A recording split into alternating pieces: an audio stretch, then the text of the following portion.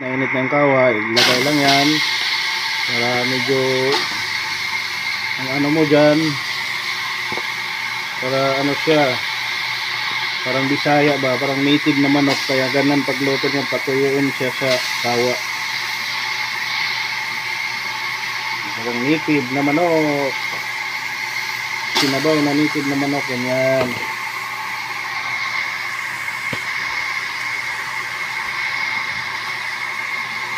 Tapos paano lang yan siya, pakatasin lang yung ano niya, medyo luto, lagyan mo na agad ng sabaw, tapos timpla.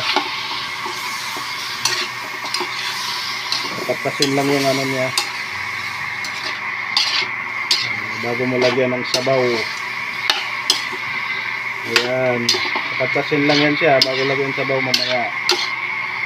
Ilagay na natin yung sabaw. Ayan, oh, kita mo. Yan, ang sabaw niya, oh. Tapos lagay na natin yung ceiling green. Lagay na natin yung ceiling green. Tapos bell pepper. Ayan. Yung medyo ano. Ayan. Pakuluin lang yan. Tapos asin, bitchin, magic, sarap. Yan, sarap na yan.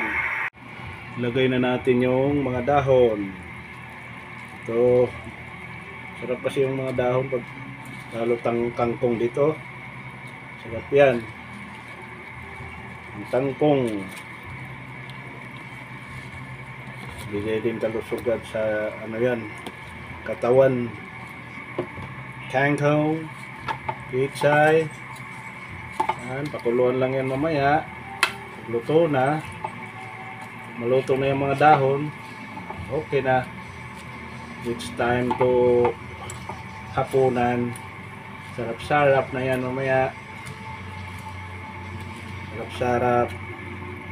Wait na po, luto na po yung mga dahon. Sarap na po yan, masustansya. Ayan, ready to eat na po yan. Sarap, sarap, sarap, sarap. Okay na po.